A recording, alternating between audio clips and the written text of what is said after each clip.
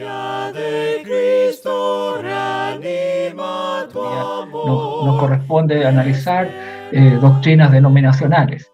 Y vamos a centrar nuestro estudio en ciertas doctrinas y enseñanzas de los testigos de Jehová. Sí, vamos a estudiar hoy esta noche los testigos de Jehová y la doctrina de la deidad de Jesucristo. No olviden de que en sus enseñanzas ellos niegan completamente que Jesús sea Dios. Pero no es eso lo que dice la Sagrada Escritura. Hay que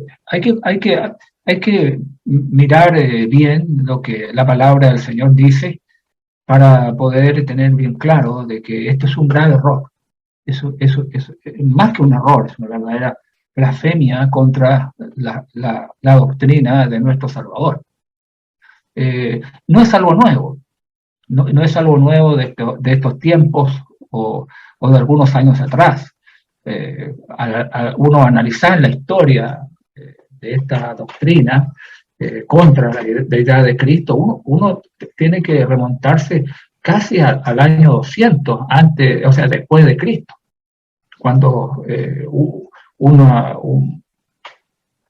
presentó uno llamado Dionisio, que era de Alejandría, presentó primero esta noción de que Cristo era una criatura de Dios y que no existía antes de que fuera creado. O sea, esto no es algo de ahora, no hay nada nuevo de lo que hoy se proclama. Esto ya fue señalado muchos siglos atrás. Aunque Dionisio luego se retractó de este punto de vista, sin embargo, alrededor del año 250, 336, después de Cristo, fue defendida por otro llamado Arrio, que era un presbítero también de Alejandría, quien sostuvo que ciertas nociones de lo que Dionisio había establecido, aunque, como lo digo, él se retractó después de esta situación. Según Arrio, él sostuvo que si bien creemos que hay tres personas, decía el Padre, el Hijo y el Espíritu Santo, Dios, dijo él, la causa de todas las cosas, es el único sin principio, refiriéndose al Padre. En referencia al Hijo, dijo el Hijo engendrado por el Padre antes del tiempo, hecho antes que se fundaran los siglos. Dice, no existía antes de ser engendrado. Arrio planteó la idea de que Jesús ni es eterno, ni coeterno, ni engendrado al mismo tiempo que el Padre. O sea, simplemente señala que Dios es el único sin principio. Aunque negó la naturaleza eterna de Cristo, la negó completamente y afirmó Arrio que el Señor no era igual al Padre, pero sin embargo no tuvo escrúpulos, en este caso quiero señalar esto, no tuvo escrúpulos de llamarlo Dios, él lo llamó Dios, y no presentó contradicción en que fuera Dios y un ser creado. O sea, no encontró contradicciones en que fuera Dios y un ser creado. Y apeló a pasajes de la Biblia donde Elohim se usa así. Así que el punto de vista finalmente arriano de Jesucristo fue que el Hijo fue creado de la nada, diferente, es diferente en esencia del Padre, que Jesucristo es el Logos, es la sabiduría, es el Hijo de Dios, pero no es eterno. Fue creado antes que, antes que todo lo demás, y que a través de él fue creado y administrado el universo. Entonces, este movimiento que se llamó los arrianos, que aunque sostenían que el Logos era finito, o sea, que no era eterno, y no es Dios, debe ser adorado y debe ser exaltado, decían ellos, sobre todas las demás criaturas, como el redentor del hombre, como el creador de todas las cosas y gobernador del universo. Pero esto que se planteó en teoría y que en realidad muchos abrazaron en los primeros siglos del cristianismo después de los apóstoles, en lo que el apóstol Pablo había señalado que vendría una apostasía, un apartamiento de la fe. En tiempos de ahora, en tiempos más modernos, esta herejía arriana con todos estos puntos que plantearon fue resucitada, ha sido resucitada y revestida con este grupo moderno que se le ha llamado la Watchtower, y además esta organización y es enseñada que Jesucristo no es Dios puerta por aquellos que se hacen llamar testigos de Jehová. Ellos han resucitado este mismo punto de vista que Arrio sostuvo. Desde sus fundadores, haciendo la historia de este movimiento de los testigos de Jehová, el señor Russell, que fundó este grupo en el año 1879. O sea, podemos señalar que este movimiento tuvo un principio. Y él enseñó que Cristo, dice, fue la más alta de todas las criaturas de Jehová. Así también fue el primero, que fue la creación directa de Dios, el unigénito. Y luego él, como representante de Jehová y en el ejercicio del poder de Jehová, y en su nombre creó todas las demás cosas, ángeles, principados y potestades, así como también la creación terrenal. Ese es el punto de vista que planteó Russell, rescatando las enseñanzas de Arrio. Luego, a la muerte de él tomó la dirección de este movimiento un señor de apellido Rutherford, que fue el sucesor de este Russell. También él enseñó que el principio de la creación de Dios fue el logo, el principio de la creación de Dios. Tengo que decir abiertamente, por el conocimiento que tengo, que los testigos modernos del día de hoy, hablando del siglo en que vivimos, niegan expresar confianza en alguna de las enseñanzas que plantearon tanto Russell como Rutherford. Y quiero decirles más, los nombres de ellos fueron eliminados del catálogo en los Estados Unidos que tiene la Watchtower, y fueron eliminados en el año 1935 y luego en el año 1944. Pero el concepto de que mantiene que el miembro de la deidad identificado como Jesús en el Nuevo Testamento fue creado, todavía se defiende vigorosamente como un mero Dios con minúscula, y aunque no Dios con mayúscula.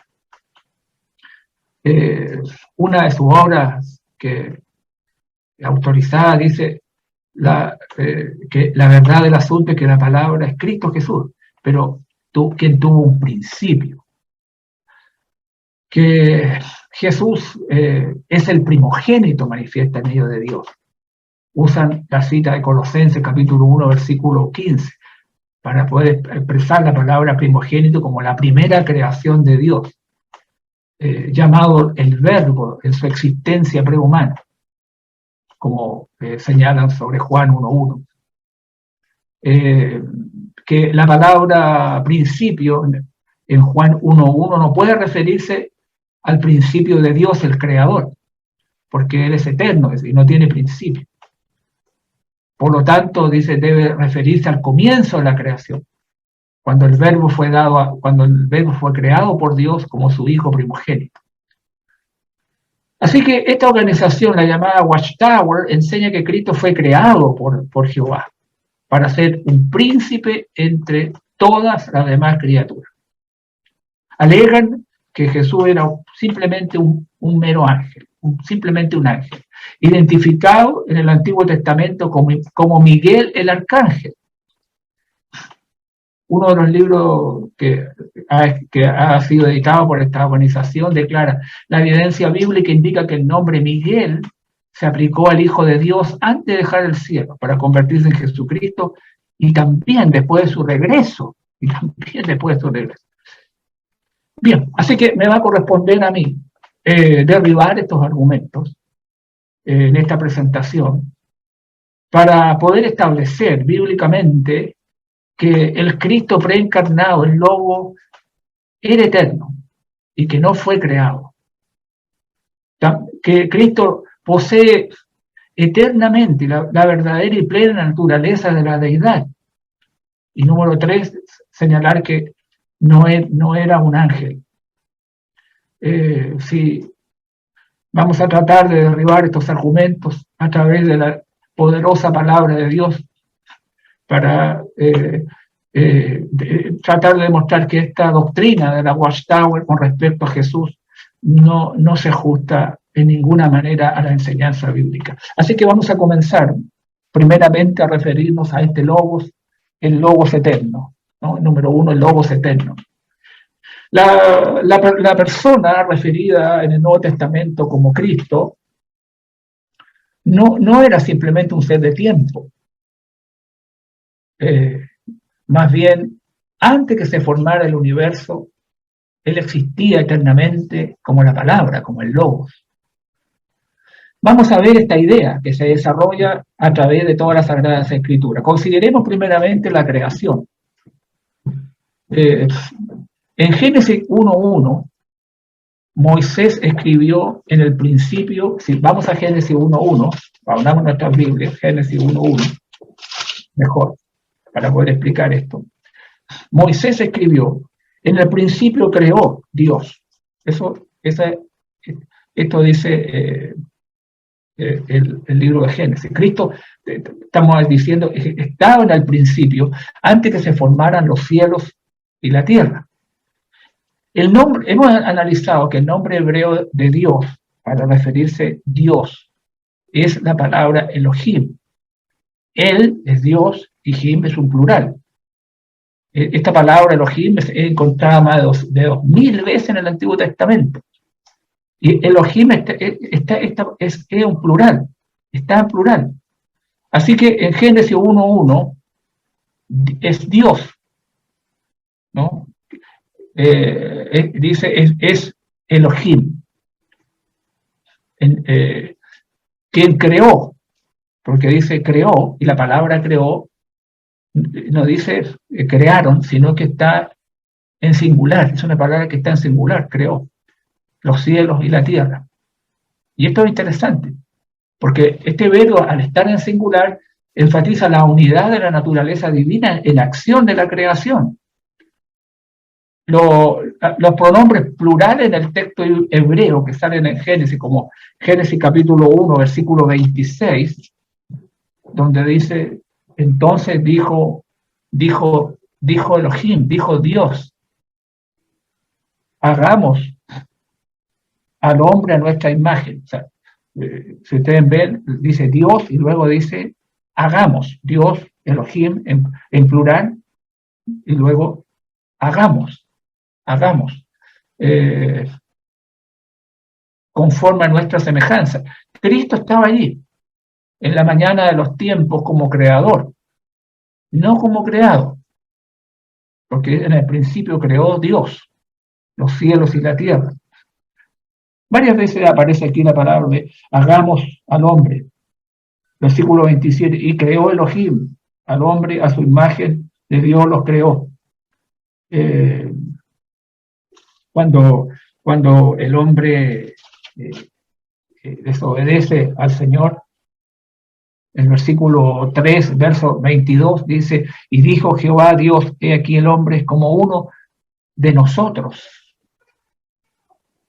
Cuando Dios dice hagamos al hombre en nuestra imagen, él no está refiriéndose a una creación menor, como pidiéndole permiso para hacer lo que va a hacer.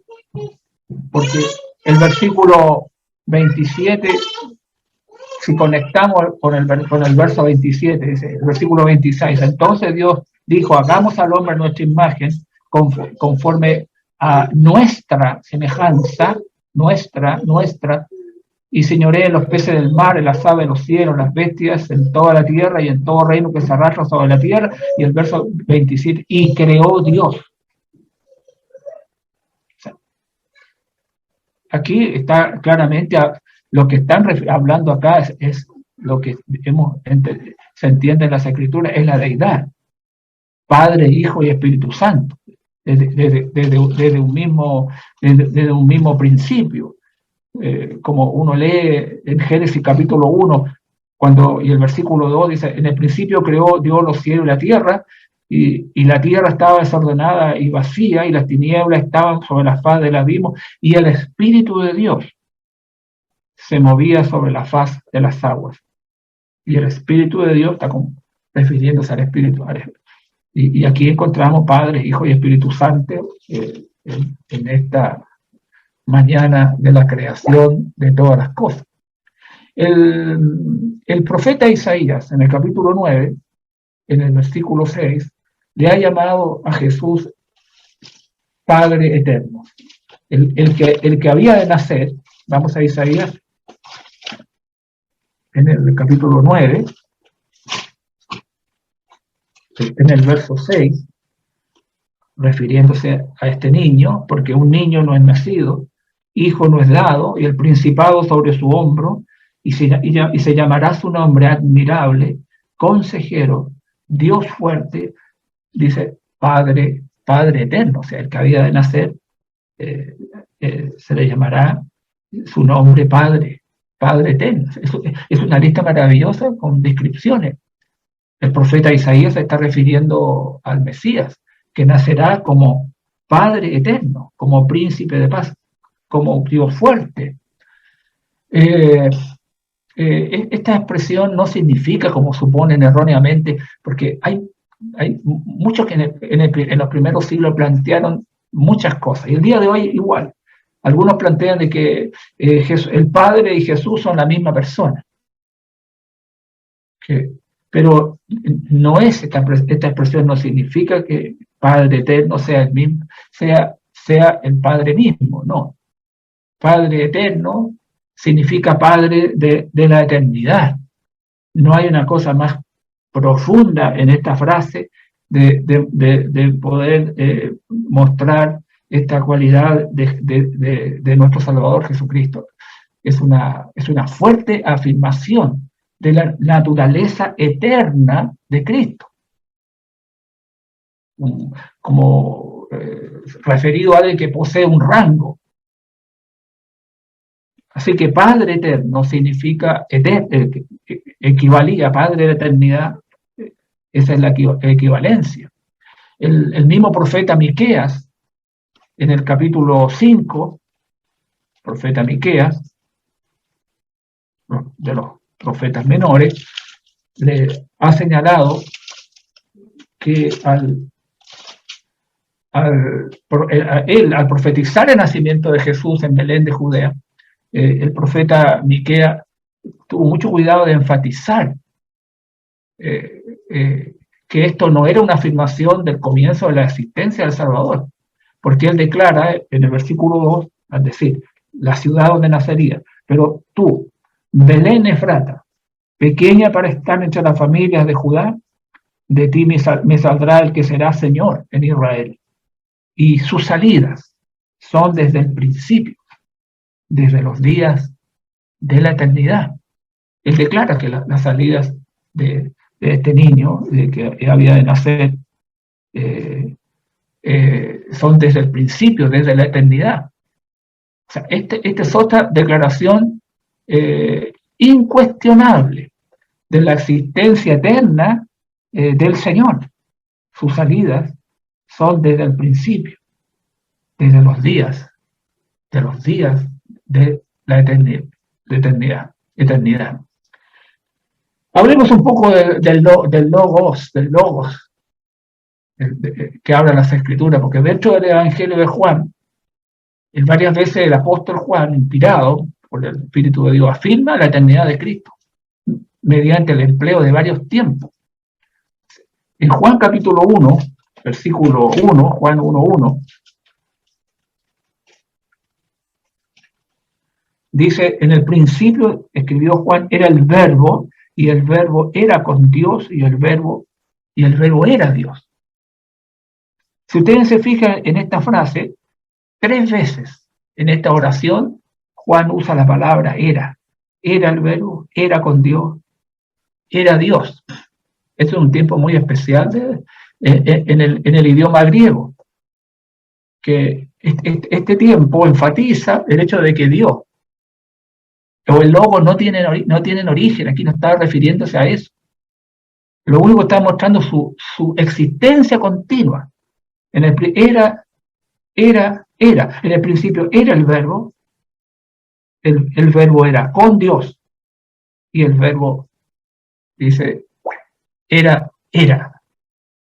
Este es un modo imperfecto del verbo ser en el griego. No transmite ninguna idea del origen de Dios, así lo señalan los eruditos, o del logos. Simplemente este tiempo está en este idioma refiriéndose a la existencia continua. Es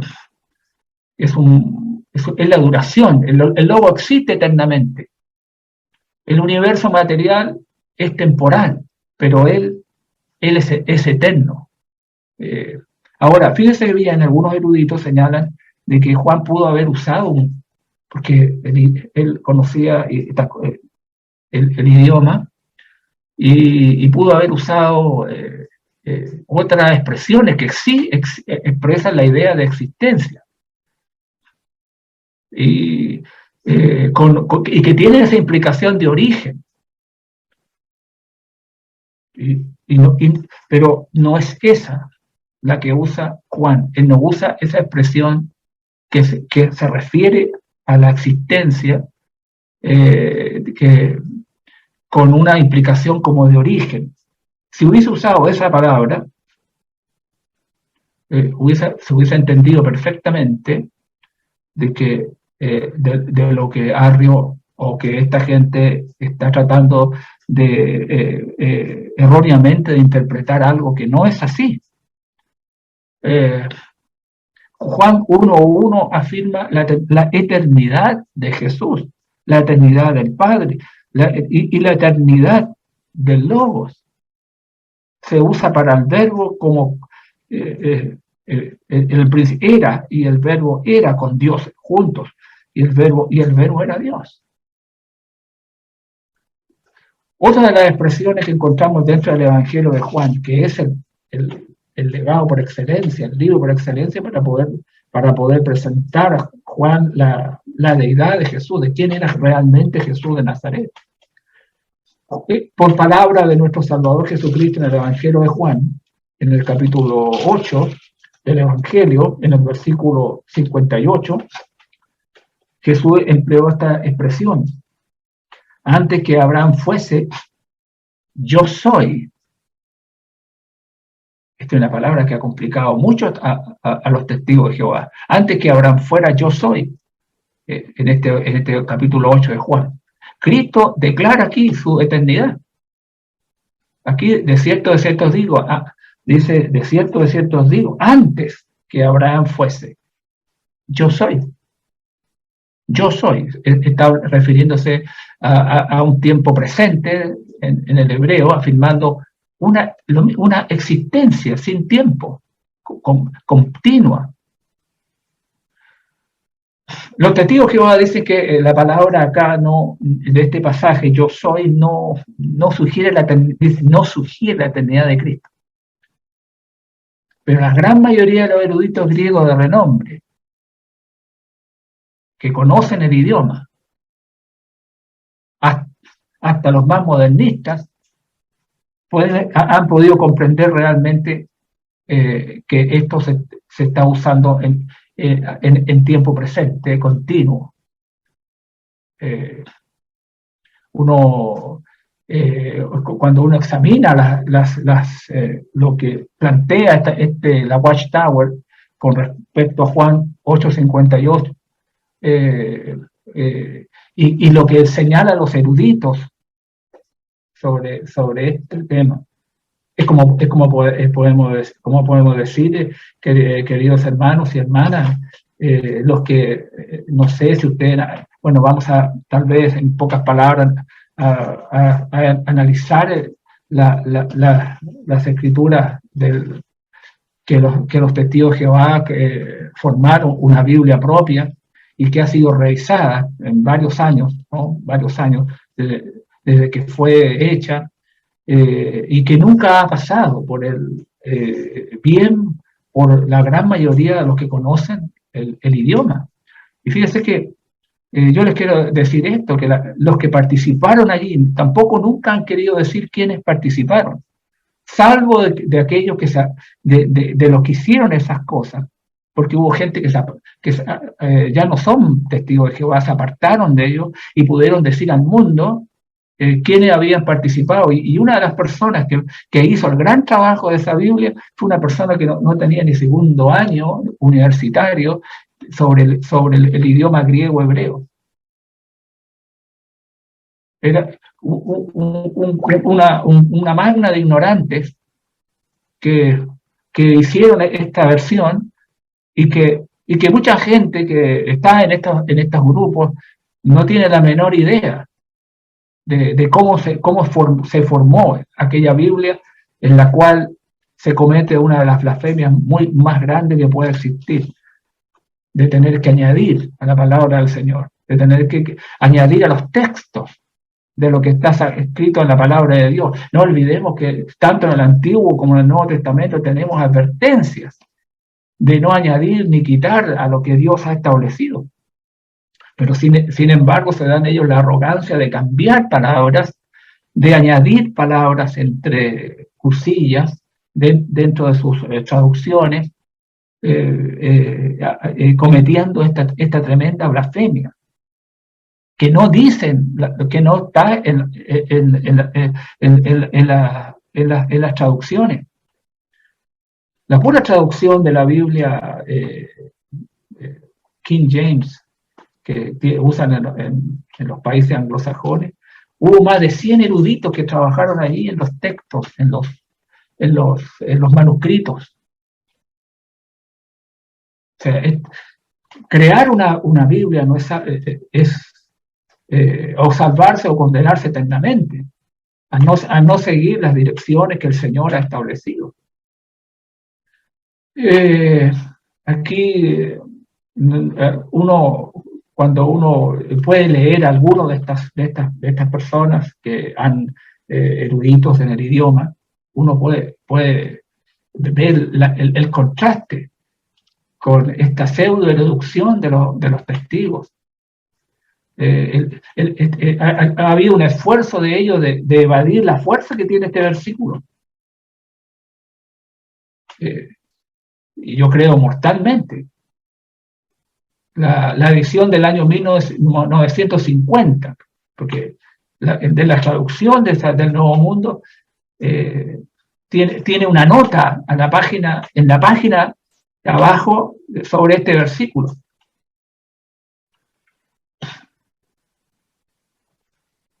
E inventan, como lo han dicho los eruditos griegos, tiempos que no existen en el idioma. Por ejemplo, en el idioma griego no existe el indefinido perfecto. Sin embargo, ellos hablan de que ese texto está traducido en el tiempo indefinido perfecto. Y que por lo tanto, yo soy no es igual al yo soy del libro de Éxodo, capítulo 3, versículo 14. Hermanos y hermanas, el tiempo perfecto indefinido eso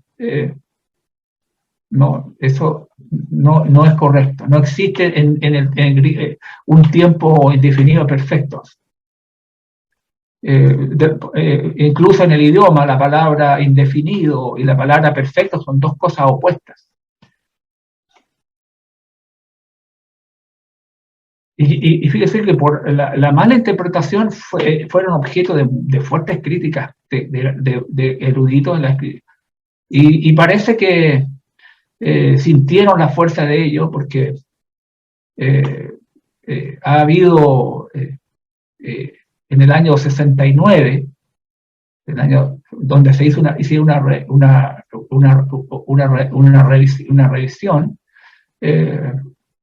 hubo un cambio, pero para culminar esta comedia de errores, en la traducción del Nuevo Mundo que aparece en la versión interlineal, traduce la palabra ego eimi, yo soy, porque eso es el griego, ego eimi, por he sido. O sea, Jesús estaría diciendo aquí, antes que Abraham fuese, he sido. Pero al otro lado de la página, esta traducción interlineal le puso yo soy. Bien, hay algunas expresiones de Jesús dentro de los evangelios muy importantes. Juan capítulo 17, en el versículo 5, en la oración de Jesús, Jesús usa la palabra, ahora pues, Padre, glorifícame, tú al lado tuyo, con aquella gloria que tuve contigo antes que el mundo fuese. Aquí hay otro punto muy importante sobre la eternidad de Cristo en el Evangelio de Juan. Aquí el verbo mismo, glorifícame, enfatiza la gloria eterna de Cristo en el principio. Glorifícame tú al lado tuyo con aquella gloria que tuve contigo. Al principio, en el principio, antes que el mundo fuese. Y esta es la gloria de la divinidad, la gloria eterna, divina, que se remonta a toda la eternidad antes que existiera todo el universo o cualquier criatura o gloria creada. Tú, con aquella gloria que tuve contigo, yo la tuve contigo, la misma gloria. Ve aquí un fuerte verbo en el idioma original que va mostrando la gloria eterna de Cristo en el principio. El último libro de la Escritura, el libro de Apocalipsis, capítulo 22 del libro de Apocalipsis, en el versículo 13, 22, 13, la Escritura dice, yo soy el alfa y la omega. Es una expresión muy interesante, yo soy el alfa y el primero, dice, el principio y el fin, el primero y el último. Aunque estas expresiones pueden involucrar varias ideas, es seguro que incluyen un reconocimiento de la naturaleza eterna de nuestro Señor. ¿Por qué digo esto? Porque en el Antiguo Testamento hay una fraseología similar que llama la atención sobre la eternidad y omnipresencia de Jehová. Hace ese contraste Isaías con los dioses paganos. Dios y los dioses paganos. Si no, vamos al libro de Isaías y veamos algunas de estas expresiones. Vamos a Isaías, en el capítulo 41 primero, en el versículo 4. 41, versículo 4, dice, ¿quién hizo y realizó esto? ¿Quién llama a las generaciones desde el principio? Yo, Jehová, el primero, y yo mismo, dice, con los postreros. Capítulo 43 ahora. Ustedes pueden anotarlo, marcarlo, para luego analizarlo. Capítulo 43 ahora, versículo 10. Vosotros sois mis testigos, dice Jehová, mi siervo que yo escogí, para que me conozcáis y creáis y entendáis que yo mismo soy. Antes de mí no fue formado Dios, ni lo será después de mí. La verdad que esta sola expresión, antes de mí no fue formado Dios, echa por tierra totalmente la traducción que hacen sobre Juan 1.1, al poner, y la palabra era un Dios. Este texto contradice esto, porque dice, antes de mí no fue formado Dios, no existía nada, no existía un Dios, ni lo será después de mí. el versículo, capítulo 44 del libro de Isaías, en el versículo 6. Así dice Jehová, Rey de Israel y su Redentor. Dos personajes. Dice Jehová, Rey de Israel, y luego, y su Redentor. Fíjense que ambas frases están en mayúsculas. Jehová, Rey de Israel y su Redentor. Jehová de los ejércitos. Yo soy el primero y yo soy el postrero, y fuera de mí no hay Dios. El capítulo 48 del libro de Isaías, en el verso 12. Óyeme, Jacob, y tú, Israel, a quien llamé. Yo mismo, yo el primero, y yo también el postrero. Ahora, comparemos estas cosas con lo que hemos leído en Apocalipsis, capítulo 22, versículo 13, con algunas expresiones dentro del mismo libro de Apocalipsis. Porque el capítulo de Apocalipsis 22, versículo 13 decía, yo soy el alfa y el omega, el principio, el fin, el primero y el último. Si uno lo ve por el versículo 12, es Jesús el que está diciendo esas cosas. Aquí yo vengo pronto, dice, me aguardó conmigo para recompensar a cada uno sea su obra. Yo soy el alfa, el omega, el principio, el fin, el primero y dice y el último. Comparemos Apocalipsis capítulo 1 con este texto, capítulo 1, versículo 8. Apocalipsis 1, versículo 8. Dice, yo soy el alfa y el omega, principio y fin, dice el Señor, el que es y el que era y el que ha de venir, el Todopoderoso. Ahora, vamos a Apocalipsis capítulo 21, versículo 6.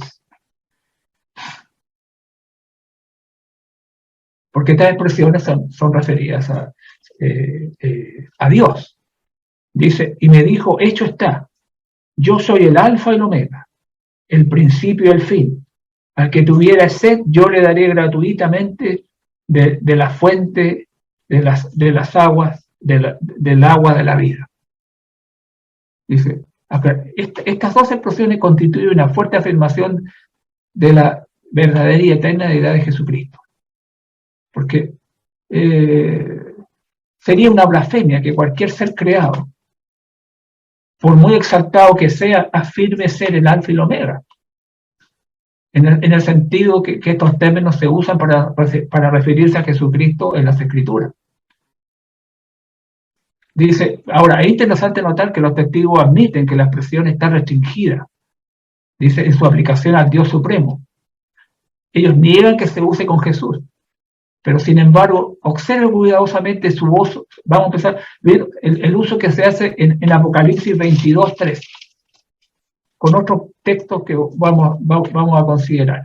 Apocalipsis capítulo 22:13. Yo soy el alfa y el omega, el principio y el fin, el primero y el último. Versículo 16. Yo Jesús. O sea, es Jesús el que está diciendo esto en el contexto. Yo Jesús.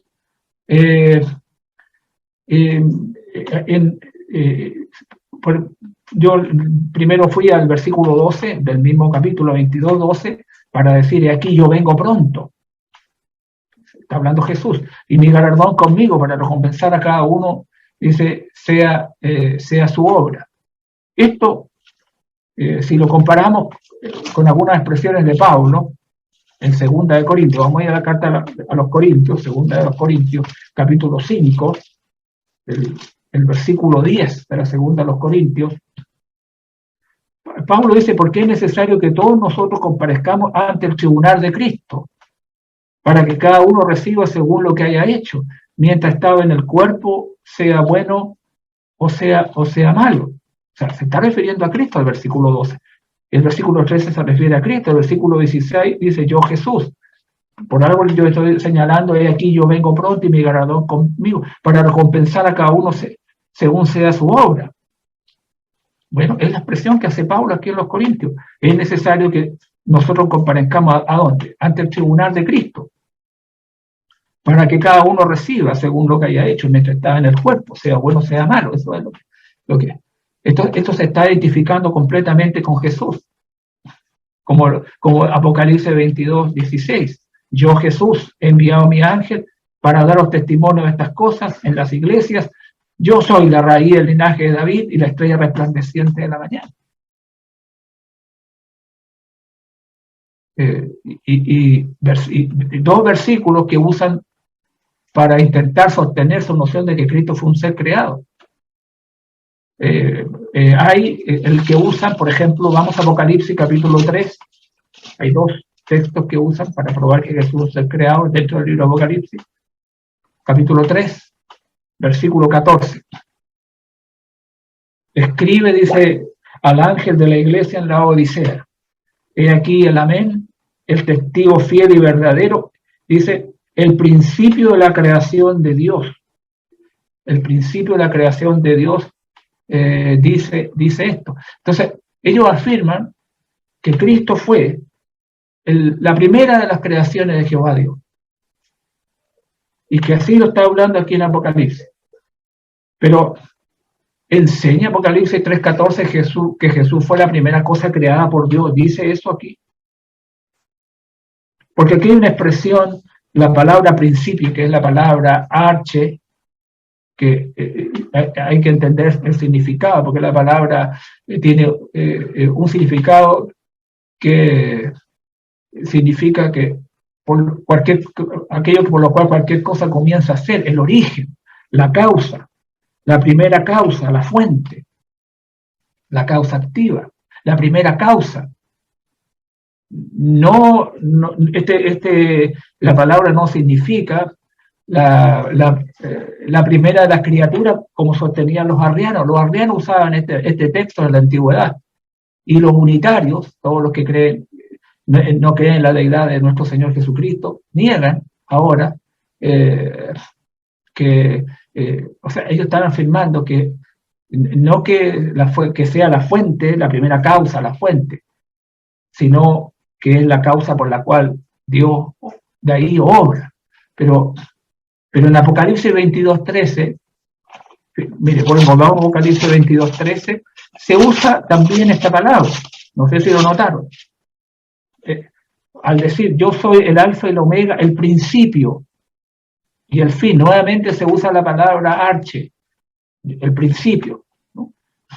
Porque a veces se mal usa lo que la palabra dice. En el griego dice arche ahí y dice arche acá, la palabra principio que está traducido.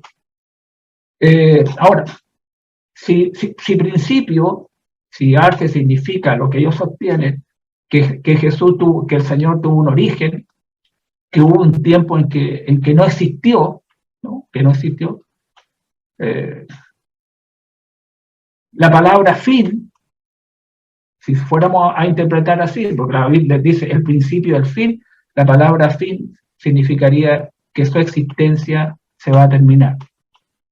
Si la palabra principio se tradujera como el principio de la creación de Dios, entonces la palabra fin tendríamos que traducirlo que él va a terminarse. Entonces, nadie realmente puede, con esa lógica, aceptar, incluso por ellos mismos, esa manera de razonar la palabra, de la palabra arche aquí en Apocalipsis capítulo 3, versículo 14. He aquí el amén, el testigo fiel y verdadero, el principio de la creación de Dios, significa él como la fuente, como la primera causa, donde el que tiene, digamos,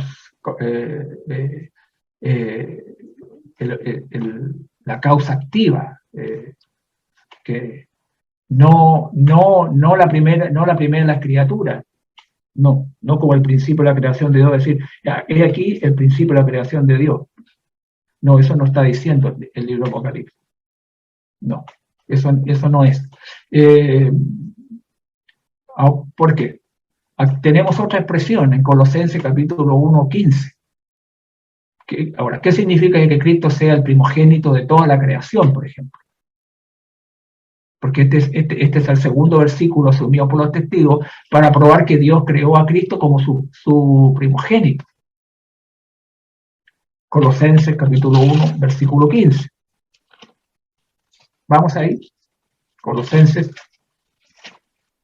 Vamos al libro de Colosenses, capítulo 1, versículo 15. Él es la imagen del Dios invisible. Primera frase. El primogénito de toda creación. Allí Pablo alude a Jesús. Como primogénito se usa una palabra en el griego, que es una palabra que seguramente más de algún de sus predicadores la han enseñado, la palabra prototokos, que es la palabra primogénito. La palabra clave aquí es esa, prototokos. Ahora, esa palabra primogénito implica que Cristo fue creado, ¿es eso lo que Pablo está explicando aquí? No, absolutamente no. La palabra puede significar simplemente el primero, el jefe. La palabra puede emplearse sin que se trate de un nacimiento.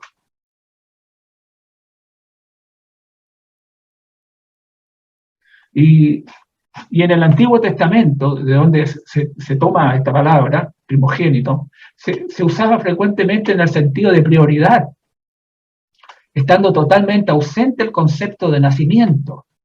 No estaba asociado el significado de nacimiento en el Antiguo Testamento.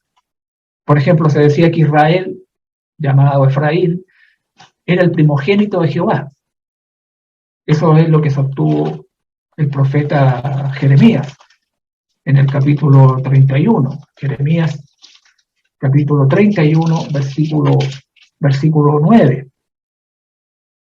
Dice: irán con lloro, más con misericordia los haré volver, y lo haré andar junto a arroyos de agua, por caminos derechos en el cual no tropezarán, porque yo soy a Israel por padre, y Efraín, dice, es mi primogénito. Ahora, Efraín, por cuyo nombre se denominó a la nación, porque Israel, Efraín, porque así se le llamó, se refiere a Israel, era el hijo menor de José. Su hermano Manasés era el primogénito.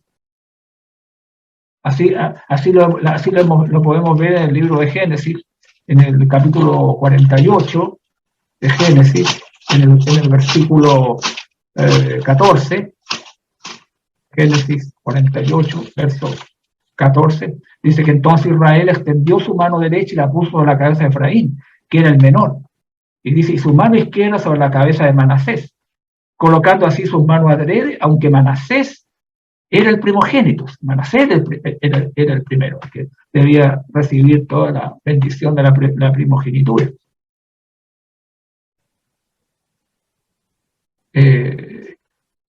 Pero a Efraín se le llamó primogénito. ¿Por qué causa? Porque habría de ser el mayor. Por eso que la palabra del Antiguo Testamento se usa en sentido de prioridad.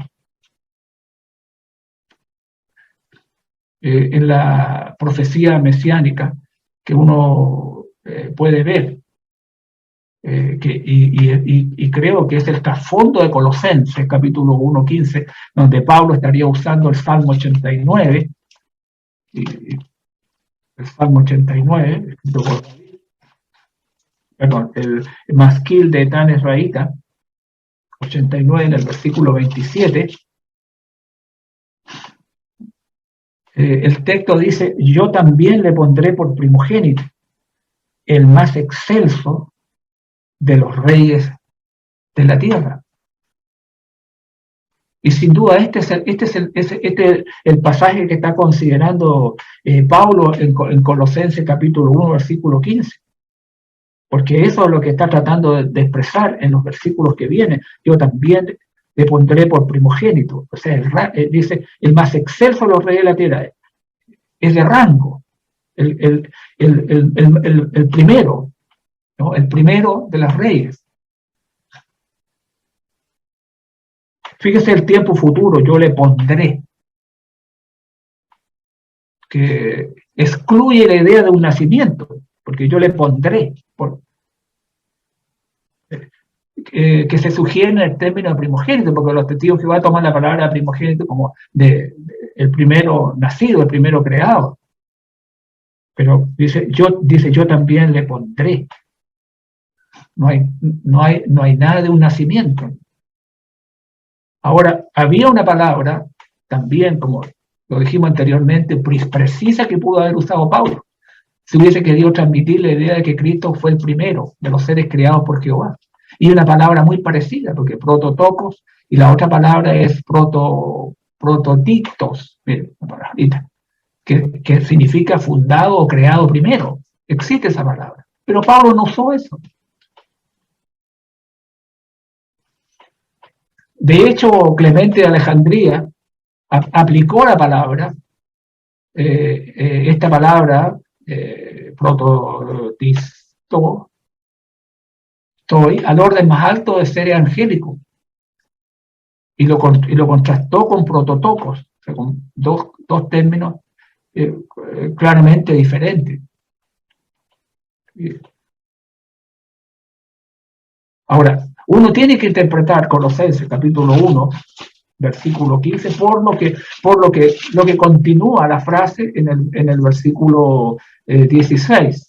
Volvamos a Colosenses capítulo 1, versículo 15, dice, Él es la imagen del Dios invisible, el primogénito de toda creación, porque, aquí da la razón, porque porque en Él fueron creadas todas las cosas, las que hay en los cielos y las que hay en la tierra, visibles e invisibles, sean tronos, sean dominios, sean principados, sean potestades, todo fue creado por medio de Él. Y dice, y para Él. Y esto es, Cristo creó todas las cosas. Si fue un ser creado, hay una sola conclusión, Él se hizo a sí mismo. Si fuera así, pero eso es absurdo, esto de primera magnitud.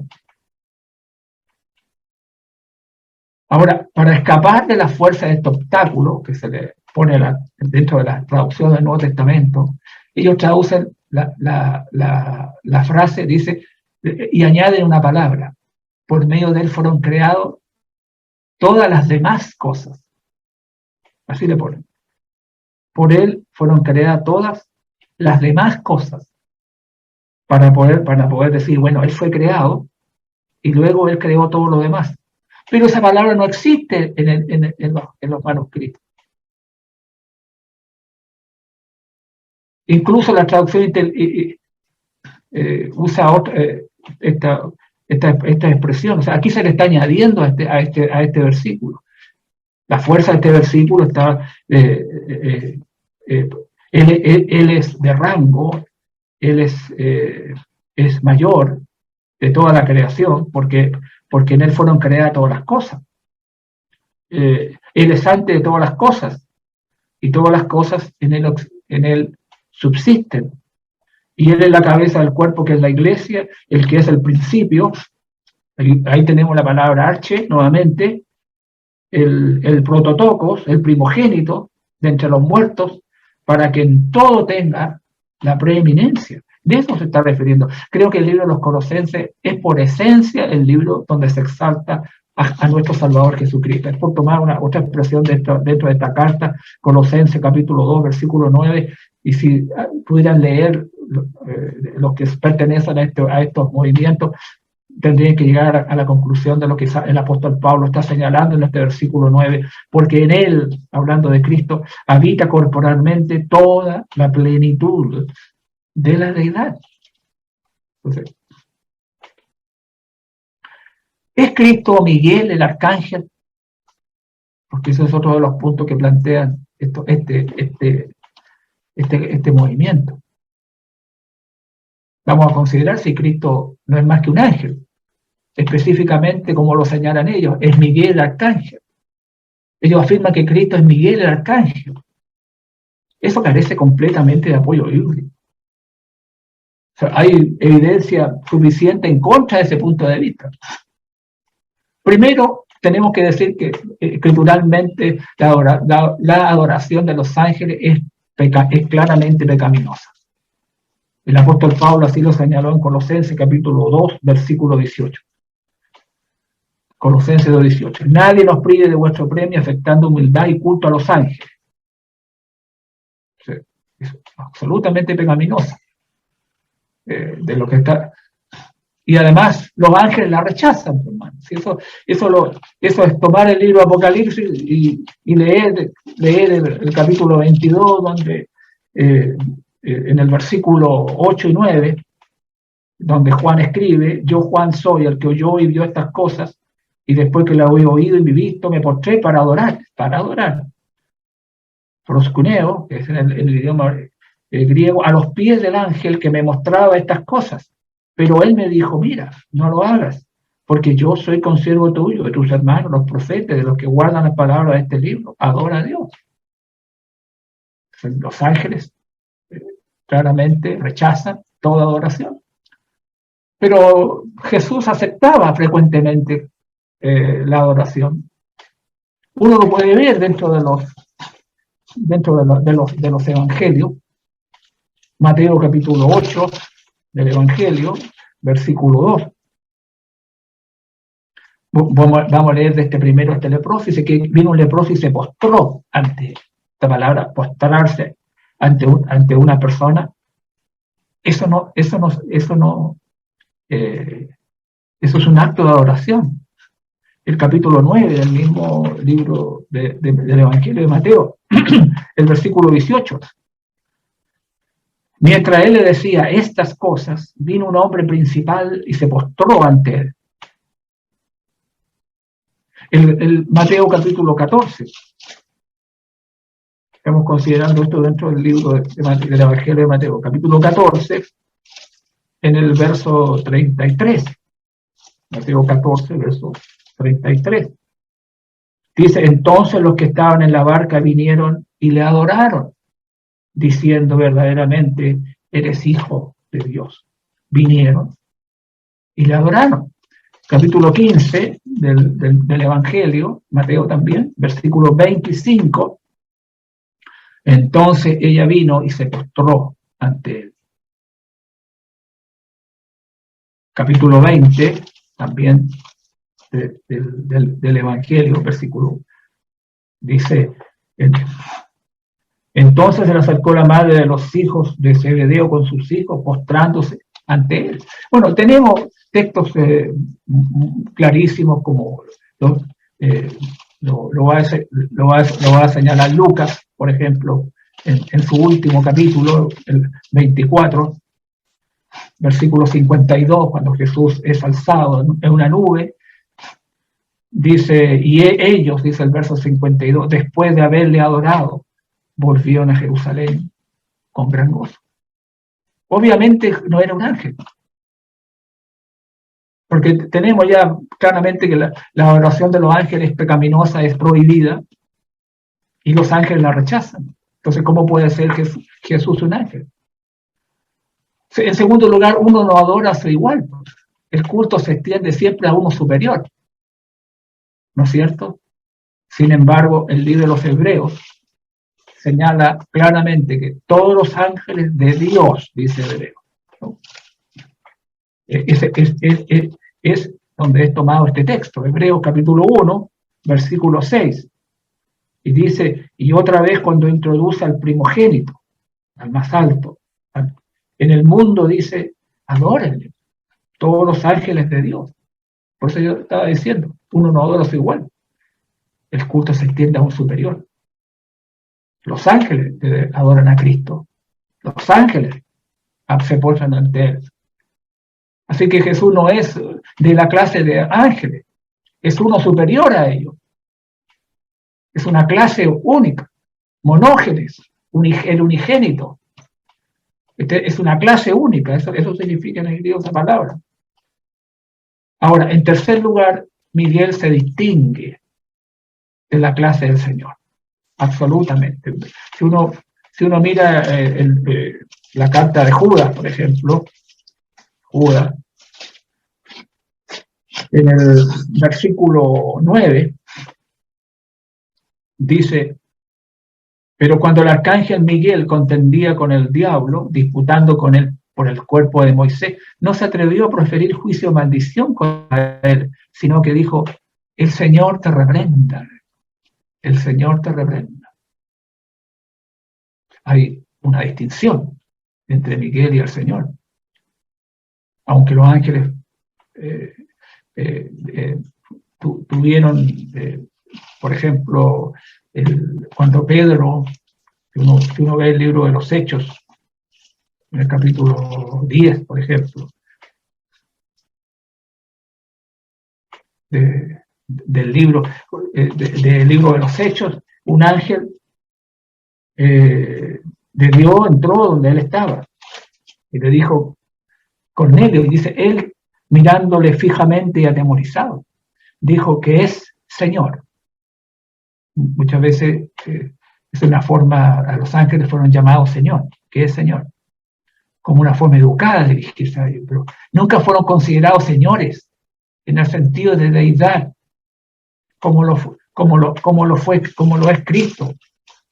Y como uno puede ver la expresión en lo que Filipenses, la escritura, el apóstol Pablo señala en el capítulo 2 del libro de Filipenses, los versículos 9 y 11. Al decir Filipenses 2, 9, 11, por lo cual Dios también le exaltó hasta lo sumo y le dio un nombre que sobre todo nombre, para que en el nombre de Jesús se doble toda rodilla de los que están en los cielos y en la tierra y debajo de la tierra, y toda lengua confiese que Jesucristo es el Señor, para gloria de Dios Padre.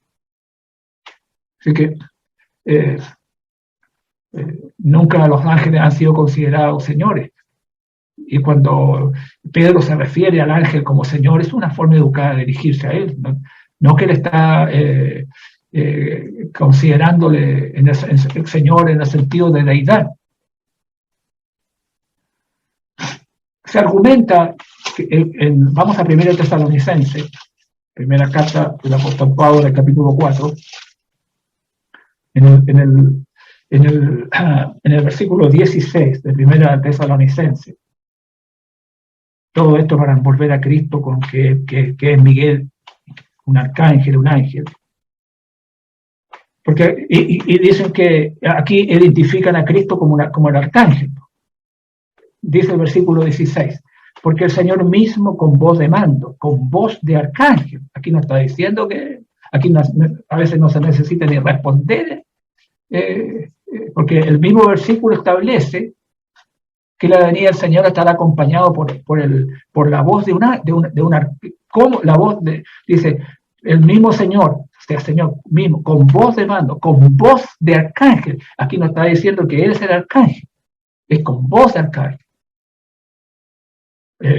Dice, descenderá del cielo dice, porque el mismo Señor, con voz de mando, con voz de arcángel y con trompeta de Dios, dice la escritura. Aquí, ¿por qué no supone de que es una trompeta también de Dios? Si van a ocupar la palabra arcángel, que Jesús es el arcángel, entonces sería también la trompeta de Dios también, que es una trompeta. No puede ser, no tiene sentido. Lo que hemos estado tratando de establecer en este punto, que Cristo no es un ángel, como comúnmente se entiende esa palabra. Ahora, hay muchas apariciones en el Antiguo Testamento, en las teofanías, que uno puede expresar ciertas cosas. Creo que, no sé si en alguna parte de estudios que hemos tenido, yo me he referido a este ángel de Jehová en el Antiguo Testamento. Vamos a dejar aquí esta parte en que estamos, ya nos hemos extendido bastante, hay mucho más que decir. Vamos a analizar quién es realmente el ángel de Jehová en el Antiguo Testamento. de este tema que estamos tratando, los testigos de Jehová y la doctrina de la deidad de Jesucristo.